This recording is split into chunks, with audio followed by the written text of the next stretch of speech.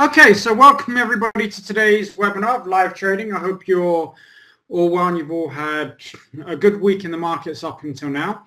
I've changed up the way that we're going to do things. Usually when I do these live sessions, we sort of focus on the longer term charts so that people watching later on and things like that will obviously be able to have some ideas on what to trade and where.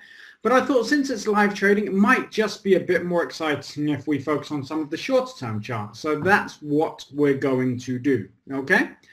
We'll start off by looking at the Australian dollar versus the Canadian dollar.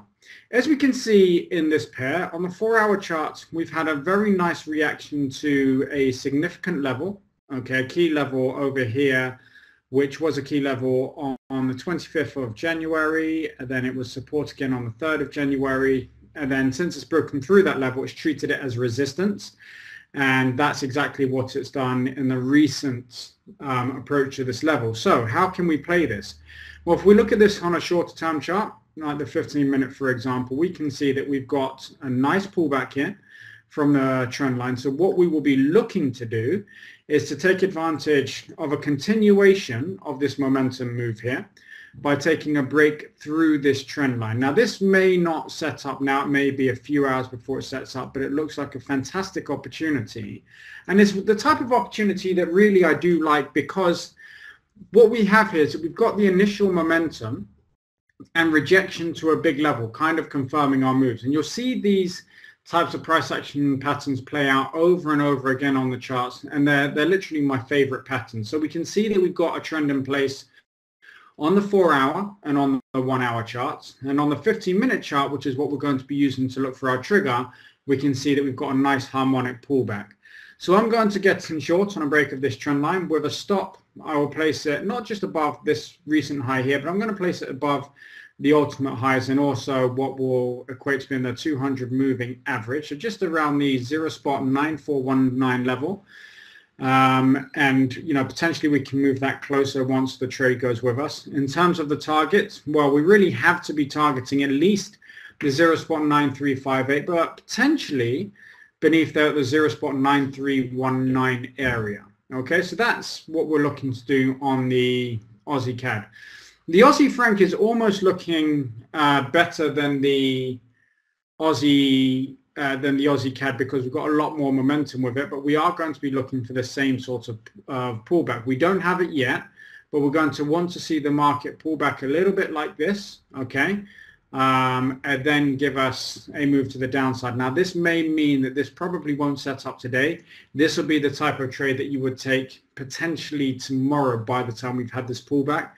If we try to sell into this right now, then ultimately all we're doing is we're chasing the market, and that's a recipe for disaster by any standard. So we don't want to do that. But a pullback there to also what would be a previous level of resistance like that. So you got a previous level of support, which is then acting as resistance. We have the trend with us on the 1-hour and the 4-hour chart, and ultimately that will represent a very, very good opportunity and something I definitely want to be getting involved in. Okay, looking at the Aussie yen. So this one here, there's no momentum here. And without momentum, we don't really want to entertain a position, because if we get into a position without preceding momentum, then you're just kind of guessing which way the next momentum is going to be. If you're looking at something like the Aussie franc here, you have the benefit of knowing who was in control of the previous move.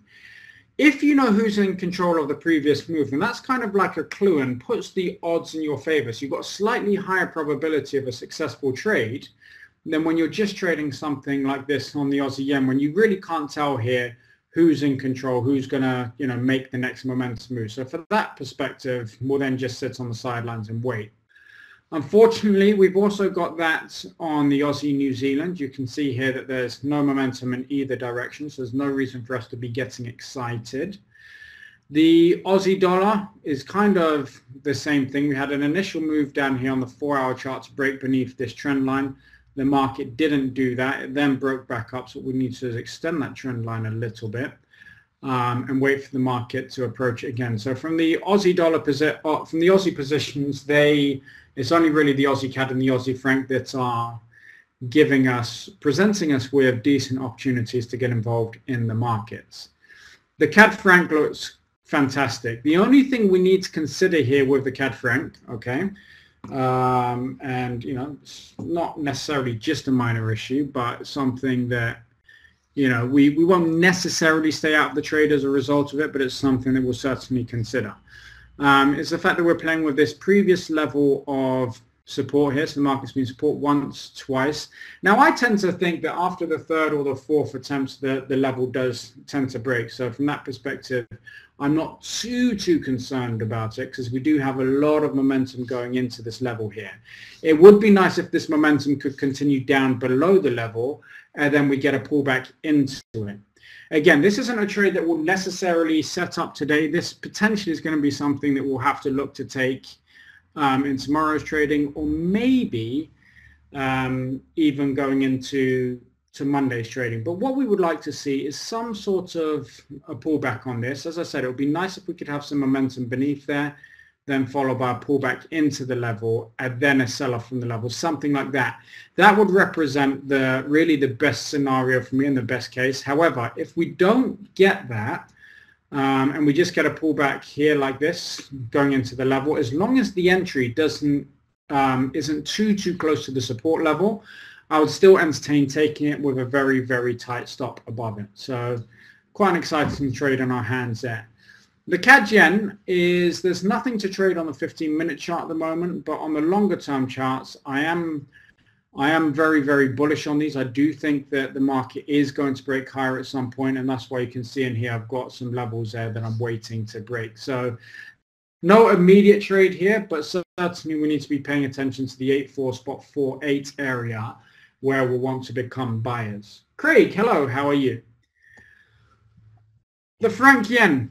Lovely looking chart. Look at this momentum here. We've got momentum all over the place, which really means within the next day or so we should have some very nice moves. Now, do these moves sometimes, you know, completely go against us? Absolutely they do. But when you have momentum like this on a chart, you have no choice but to look for opportunities to get involved in the attempt to the upside, because you have to think about the psychology behind these moves, okay? Think about, all right, yes, you've got computer trading systems and things like that for all of you out there that will be talking about robots and the like, but think about all of the human beings, okay, the big banks, the hedge funds, the things like that have pushed this market all the way up here, okay? What's causing this market to rise is buying pressure, right? You've got buyers who are more aggressive than the sellers. The sellers in the market are sitting there saying, well, why do I need to sell at 111.00 when I know that the buyers really want to be involved in the market, so I'm going to sell it at 111.10. And then the buyers will come and they'll meet that offer, okay, so they'll buy that. And then the sellers will say, actually, let's push it up a bit higher. So they'll start waiting for a higher price to get out of their trades, and the buyers will keep continuing to push the price in that direction. And that's ultimately what causes the price to rise in the market. So what you have to consider when you're looking at something like this is that all of these people here are buyers. They've all made money there. So they obviously believe that the market is going to rise for some reason, okay? So if we've got buyers here that are happy to buy at sort of like the 111.37 level, then what do you think they're going to do when the market pulls back a little bit, you know, something like that, not necessarily all the way? What do you think they're going to do? They're going to remember this previous up move here, yeah? They'll remember that they made money there. They'll believe that there's value. So they'll say, well, you know what? I bought down here and I sold up here. I've got profits on the table. The market's dropped a little bit again, but I still have conviction behind my trade idea. I still think that the market is going to go long. So they'll just see the pullback as being a better value to get into their trade. Does that make sense? Let me try and break it down to you all on a different level. Okay, let's say, for example, you're buying a car. Okay, now you've bought a car. Let's say you find a nice Porsche, and you know it's a limited edition one, and you bought it for £25,000. Okay, all right. It'd be more than that, but anyway, let's imagine, all right, £25,000. A few days later, somebody comes along and says, or a number of people, even not just one, a number of people comes along and says, you know what, I really, really like that. I can't get hold of one. I'll give you £35,000 for it, right? So now you'll be like, okay, so I can make, in the space of a few days, I will have made 10 grand just from buying something that's of value, but it's actually worth more than I bought it for because there's more demand for this, right? So you've made money. What happens the next day when you come across exactly the same model, okay? Now it's a little bit more expensive, so it's not the 25 grand that you bought it for before, but let's say, for example, it's worth 30 grand. You know that yesterday you sold it for 35 and you had, you know, more than just one offer to buy that particular car. Are you guys following me here? So you know that there's demand out there for the car at 35, right? So if you know that's the case, then obviously you're going to buy it at 30 to flip it to sell it at 35. And that's exactly the same way the markets work. You know, if someone bought franc yen at 111.10 and sold it at 111.54 and then had an opportunity to buy it again at 111.20, what do you think they're going to do? From their perspective, unless something fundamentally, dramatically has changed, buying it at 111.20 represents a bargain because they know that they can sell it for 30 pips higher. Does that make sense to everybody? And that's the idea and the concepts behind trading, you know, the very, very foundations of it. All right, let's move on. The Euro Aussie pulling back a little bit. We've got a little bit of momentum here. It's not the best looking setup, but it is something that you can consider taking if we get a bit of a pullback there. But at the moment, nothing really to write home about. The Euro CAD, little bit of momentum here, okay, as you can see. But again, it's not anything like we were seeing in some of the other pairs. So look at the franc yen, for example. Can you see that? Can you see the difference between this rally here and this rally here? Yeah. Take a look at the Euro CAD. You can see that it's not nearly as much momentum, but it doesn't mean that it's not a good trade. So we will look to play this in the same way. We don't have the opportunity yet, but if we get the pullback, then we need to be involved in that. Al Gillen said, yes, entering on a pullback is less expensive. Entering on a lower price instead of, yes, exactly. You've got it. Exactly that. Euro pound. So this is something that I certainly want to be short on. I sold this on a longer term position a little bit further up at the 87 or nearly 88 level. Took profits when the market came down to the support level here. This is what you can see on my charts for about 160, 70 pips profit. The market's now broken down below that level and I'm waiting for a pullback. The 15-minute chart is starting to look a little bit suspect. Not to say that we can't take the trade off it. Let me get rid of these lines. I have an inner circle group where I kind of give them analysis every day, so you will see some lines on my chart. Apologies for that. Okay, so we can potentially look at getting in on a break beneath this trend line there. Absolutely. I kind of would rather see the market pull back to this breakout area and then give us a 1, 2, 3 reversal when it gets back to that area. So I would like to see the market pull up all the way up here. At that point in time, the 15-minute chart is going to look ugly, but look beyond that.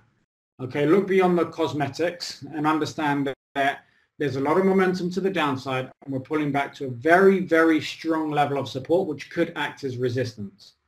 So we get involved there. Okay, down, up, down, breakthrough. That's the kind of setup that we want to be trading. Okay. It's not there yet, but certainly something that we need to consider. The Euro Yen, we bought the initial break over here, which is fantastic. Could have bought the pullback over here. Now there is momentum to the upside, but to be honest with you, I think there are better opportunities out there. So for that reason, we're going to just completely ignore the Euro Yen for the moment. The Euro New Zealand, it's looking a little bit better. We're going to look for the same thing. So pull back in this market. And apologies if you think it's a little bit boring. We're just saying pull back, pull back, pull back. But when the patterns aren't there, that's ultimately the only thing that you can do. We don't want to chase the market. We don't want to get involved in the market when there's no opportunity there. We have to wait for the right setups, the right opportunities. Now, there's a couple of things with the Euro New Zealand that I don't like from a long perspective, and let me show you exactly what that is. The first thing is this. Can you see this downward sloping trend line? So, and the market's pulling back to that. So what that means is if we get the pullback here, there's limited upside potential because potentially it could be capped at this level, okay? So you're welcome to get involved in it, but you just need to be aware that there's a resistance level just above. Another way of playing this is actually to wait for the pullback and then wait for the market to approach the resistance level and look for some sort of resistance at the resistance level. So look for the market to give us some sort of a 1, 2, 3 reversal at this level, which you can do it on the 15-minute chart, something like that. And then when the market breaks down from there, look to get involved on the short side of it, because if we look at this downward sloping trend line here, it is quite a powerful one. Every time the market comes up to it, it sells off from it. Now, as I said earlier, obviously, at some point, these levels are going to break. There is no doubt about that. But as long as the market holds beneath that level, we have to assume that it's going to bounce from it. Okay, so that's why we're going to play it in that way. The euro dollar, even though there's momentum here, I don't really like this chart as a whole. It's very whipsaw-y. It's very kind of, you know, there's no absolute direction there. All right. So from that perspective, let's ignore the euro dollar and move on. Okay, the pound pairs. The pound pairs. Had a lot of momentum here. As you can see, I've drawn lines here from my inner circle groups. I'm telling them what to do, and this is ultimately what I'm going to say to you what to do right now. We want to, and let's actually make this, let's get rid of that. Let's make this chart bigger. Where's it gone?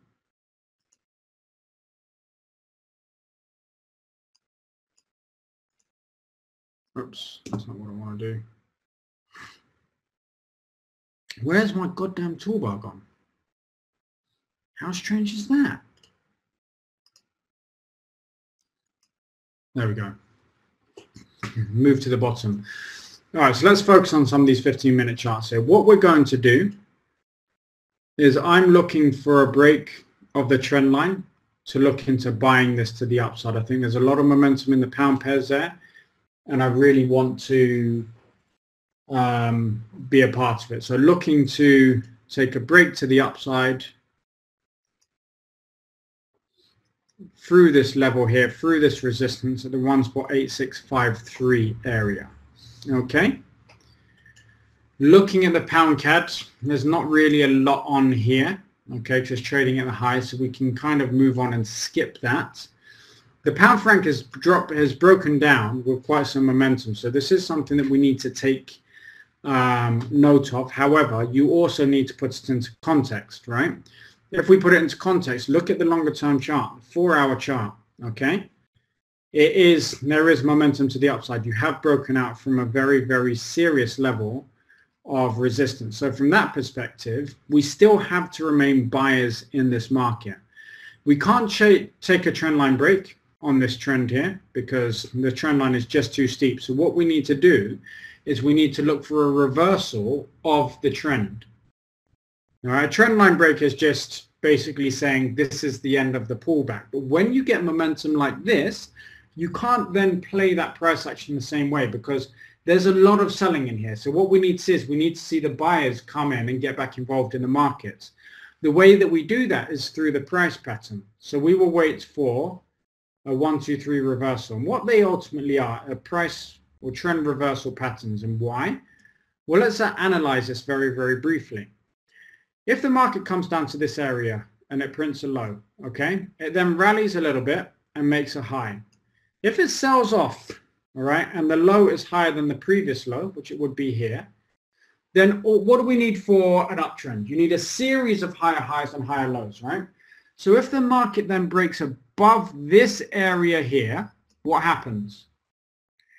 We then have the higher high as well as the higher low. So technically, we are then in an uptrend. You see what I mean? So do you see the subtle differences there? And that's ultimately what I'm going to wait to get involved in here with the pound franc. Okay, that's the way that I want to play this pair. So even though we've got a significant amount of momentum against us, let's put this into context. And the context says, well, wait for an opportunity to buy because, you know, the bigger picture is to be a buyer in this market. The pound yen. So how can we play this here? Let's get our nifty little trend line tool out. So the pound yen is looking like it's going to break up. It's poked through the trend line here. What I would say we want to do is wait for the market to break above the highs of 14750. All right, so when the market breaks above this high, that will be a great opportunity to get long. We can see that the price action, the energy is starting to build to the upside. You can see how many attempts we've had at the upside here. So if we do get a break above that level, there's every chance that we'll get a very nice momentum move to the upside. If we look at the context of the charts, you look at the 60-minute chart, look at it, okay? You have to be long this. You've got no choice. You have to be long this chart. Look at the 4-hour. There is no real decision to make here. You don't want to be short, you know, in the face of all of this momentum, okay? We look at the pound New Zealand. That's a similar sort of scenario going on there. So the pound New Zealand, we've had the break up. All right, the market's now broken back down. So the best way that you can play this is adjust the trend line very slightly and wait for the market to break above this high over here. All right, the 1.9474 area. We've got a lot of momentum in the charts here. I'm not saying that this won't ever turn around, but certainly this market has got legs. If we look at it from a longer term perspective and you say, well, eventually the pullback has to fail, we'll understand that these pullbacks that we're looking at are only on the 15-minute chart. If we look at it on the hour chart or the 4-hour chart, well, this is just the beginning of the move. It's not actually the end of the move. So there's every chance that this breakup here will give us a very, very nice momentum move to the upside, and obviously we can all then end up making money. Same goes for the pound dollar. So we looked at buying the pound dollar earlier on at the beginning of this week, and that's panned out quite nicely, as you can see. Now let's look at this from an opportunity now perspective, and we would have to say that we're looking for the same thing. Break up of the trend line, break above resistance level, because when I take a trend line break, I always like to break a resistance level as well. The trend line helps you understand when the move is going to be over, but the market hasn't really done anything differently until it breaks a resistance level. That's the market really telling you that the buyers are getting involved and they're taking control. And these are all subtle nuances of trading that rookie traders don't tend to understand. They just want to take the trend line break, but they don't understand the psychology. They don't understand what's happening behind the trade, so to speak, that will make it profitable or not. And these are the little subtle things that you need to wait for. And if you can wait for them, you will obviously be successful and you will be making money. Me personally, I will enter trades on roughly about the 1 hour time frame, okay, when I'm swing trading, which is most of the time now, okay. But if I'm going to do it short term, then I'll be happy to enter off of the 15-minute chart and sometimes even the 5-minute chart, but generally the 15-minute chart, you can see there are more than enough opportunities there when you have the momentum in the markets. Does that make sense, Al? Okay, let's move on to the Kiwi pairs. Some nice pullbacks here, some really nice pullbacks. Kiwi, look at that. The only thing the Kiwi pairs, I was actually looking to buy this not so long ago when it's trading at the highs, but the momentum since has shown us that actually it wants to go in a different direction. Nice harmonic pullback here. So what do we want to do? Well, we need to be short when the market breaks the 0.8998, so the 90 level. When the market breaks that level, you have to be short. It's just picture perfect price action setup. Absolutely perfect. I bloody love it. So this is probably one of my favorite setups of today. Definitely getting short below there. We look at the pound franc. pound franc, Kiwi franc, sorry.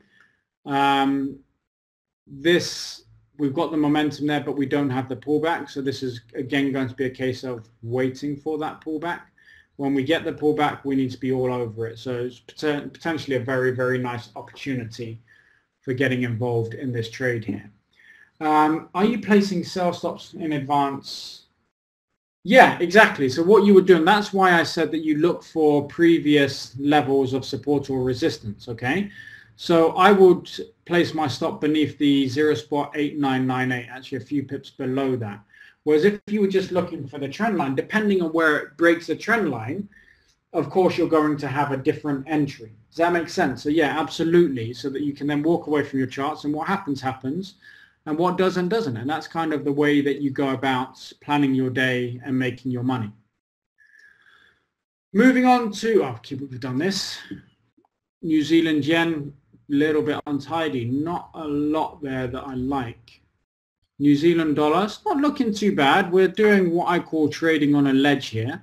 So at this particular level, we want to be looking to get short, all right? We want to be looking to get short beneath the 0.6832. The reason I like these setups, and you know, you guys can call them like flag patterns and stuff, is that you've got a nice momentum move to the downside. You've then got the market consolidating, not even really pulling back at all, you know, but really consolidating around this level, which means that every time there's buying in the market, the sellers are really kind of putting a lid on it. So when the market eventually does break beneath that level, excuse me, when the market eventually does break below that level, we can expect some momentum.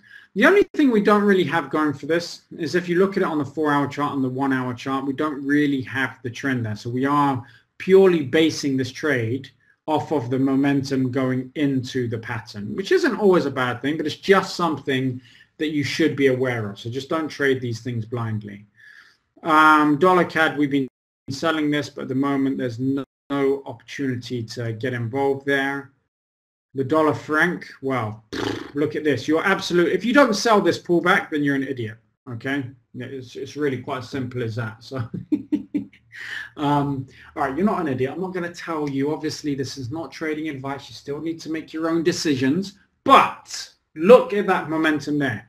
You look at what this has going for it. Massive momentum. So pullback would be great. Momentum where? Through a previous level of support. So it's now showing us that the market, you know, is heavily short. There are a lot of sellers in the market. They've been able to push it through a significant level. Definitely you want to be short. So the pullback here, we need to be getting involved in this pullback. There is just no doubt about it. We need to be getting involved in the pullback when it happens. What point the trend reverse in the dollar franc? So you see here, if we look at this on the 4-hour chart, and we're basing this off the 4-hour chart, not like the longer term daily charts, but look, we've got a bit of up until this point here, the move was to the upside, right? The trend was an upwards trend, okay? Then what happens is we get a pullback, which is all perfectly normal. This doesn't change the trend for us, that pullback. It doesn't change it. Still an uptrend. Then we get the market attempt to start to go higher, and it gets capped. That's fine. Attempts to go higher again, and it gets capped. But now what that's done is it's created a level of support for us that we can identify and say, well, if the market goes beneath this level, then we have to assume that there's been a change of sentiment towards this pair, because the buyers have had more than enough opportunity. Remember what we talked about earlier. You know, if you buy at value and you sell and you made money, you're going to do it again. Well, they're not doing it again here. So they know something that we don't, or they believe something that we don't understand at this particular moment in time. So based off of the charts, when that market cracks that level, when it breaks that level, we then have to assume that the trend has turned around. Now, if we can get a pullback, a nice pullback towards that level, that's a fantastic opportunity to get short for me. Does that make sense? Does that answer your question now? And then finally, the dollar yen. Well, there is nothing really that I like here. So that will bring me to the end of my analysis of all of the currency pairs. And now I can open up the floor to any other questions you all may have. We've got a few minutes left on this webinar before we need to shut it down. So Please feel free to ask me any questions about the strategy or about the pairs, and we'll go from there.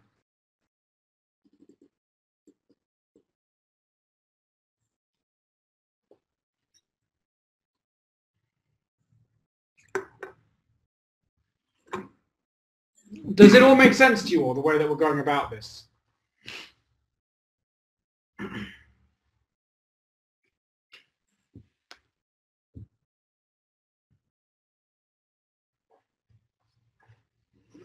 Yeah?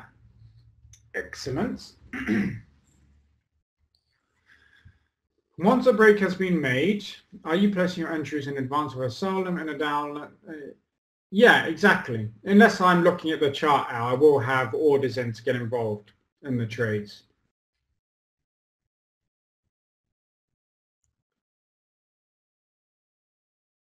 Do I take into account what's happening in the news?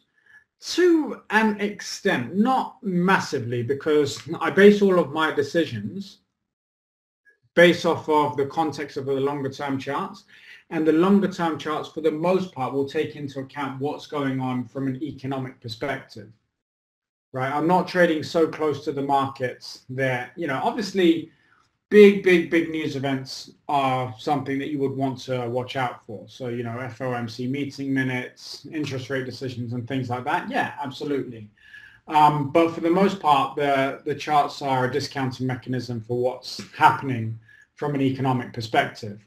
When we're talking about things like GDP, though, okay, you have to understand that there are a number of figures that are backwards looking. They aren't leading indicators, so to speak. GDP is one of them. All GDP is doing is reporting on the past. So with something like GDP, you'll get a very short-term reaction, because the reality is that all of the traders, they already know, they've taken into account the fundamental news. So they won't just be looking at the GDP, they'll be looking at the ISM, which sort of like leads GDP with about a six month lag.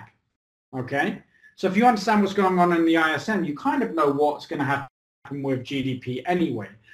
So when GDP comes out, it's just a confirmation of what you already knew. So it's not really something that's going to change the trend. What drives the markets and the FX markets are ultimately the interest rate decisions. Okay, so you need to get a handle on things, and the interest rate decisions are going to be based on things like inflation, jobs numbers and stuff like that. But there are ways that you can forecast all of this information. The moving averages, I don't really use them in any particular way other than just to kind of get a very quick idea of what is moving in what direction at a very quick glance.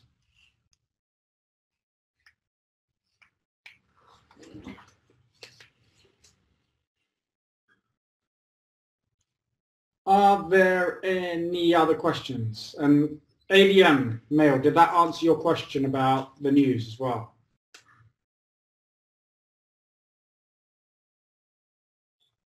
Excellent.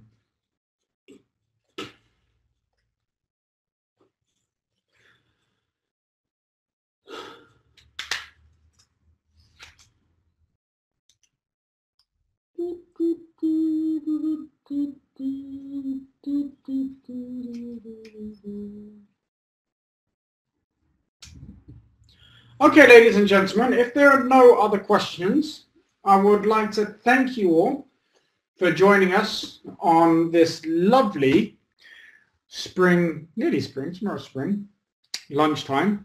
I hope this was of value to you all. I hope you all enjoyed it, and you're going to go out there and take some of the trades that we'd obviously, remember, you could do your own due diligence, but take some of those trades out there, because I think you'll find you'll be pleasantly surprised by the results.